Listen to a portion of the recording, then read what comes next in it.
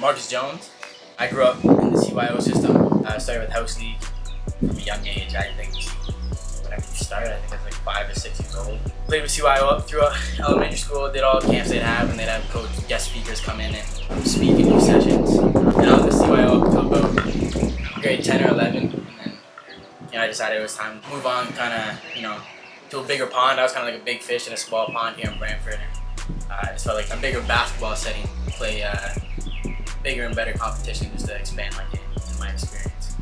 After Brantford ball, CYO finished grade 8 and I continued playing it. And my first year I went to St. John's, played on the junior team there at St. John's. We had a pretty good year, won Big Sun and then lost in class actually to North Park, and I ended up transferring to North Park for my next 3 years of high school and won a bunch of city championships there, won a couple class titles, a bunch of MVP teams as far as tournaments, and the Hamilton Spectator Classic. I don't know if they still do that, but played in that a lot. So North Park was a great experience for me, and then from North Park accepted a scholarship to Athlete Institute at Brantford up there in Ontario.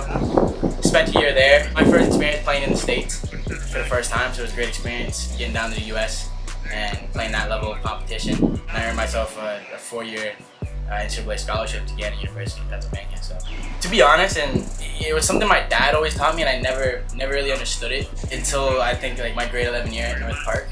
And he always told me, if you're good enough, they'll find you, no matter where you are.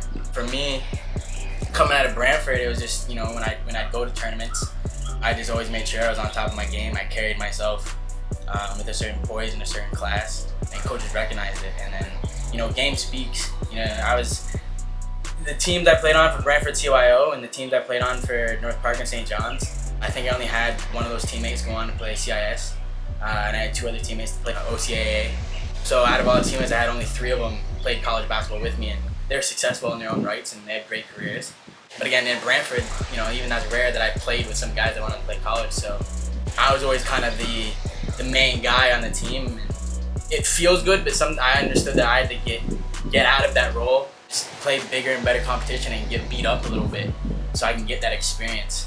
So I knew what I needed to work on for my game and where I needed to elevate, where I was in a spectrum of things. I knew I was the best player in Brantford at my age group, and I needed to see how that was going to stand up against the guys in Hamilton and Kitchener and Brampton and Scarborough, and then eventually to the States. So all of those things kind of developed me and helped me move outside of Brantford. I think Roll is amazing for Brantford basketball and just athletes in general. Aside from the basketball aspect of what he's doing with the training and the nutrition stuff, it's great. And for the basketball side, it's just great to have that structure and that information.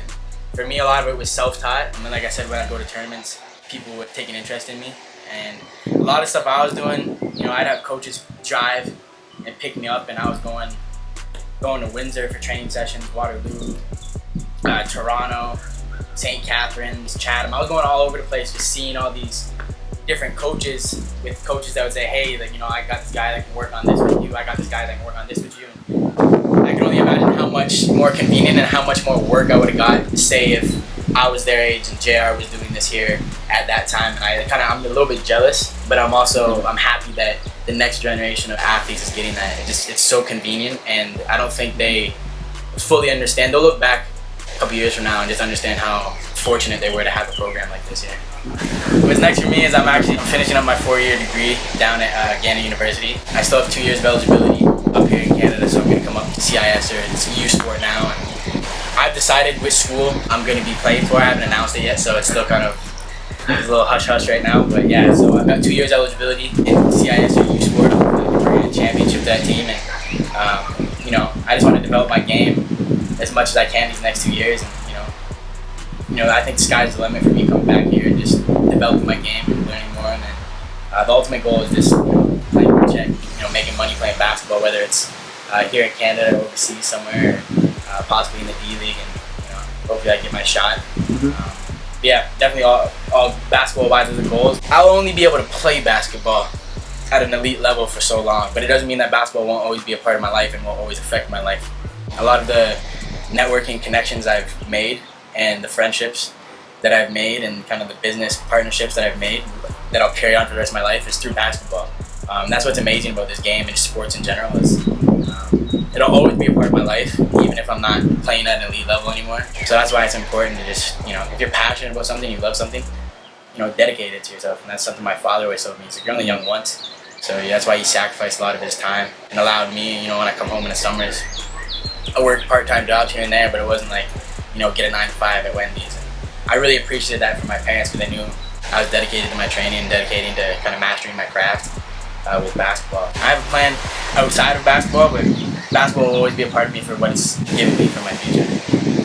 For me, what drives me crazy is knowing that somebody's out there getting better than me during that day.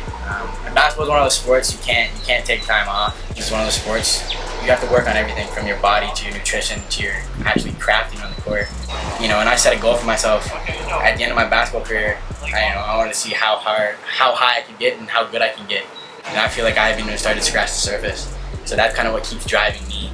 It's like, I'm 22 years old. I played 3 years in NCAA. I'm coming back to play in Canadian University League, and I feel like I still haven't even scratched the surface of my potential. So that's kind of what keeps me going. And I just feel like I have so much more in the motor, so much more in the tank. So that's what keeps me going. Use negativity as a fuel. You get negative energy, you get negative comments.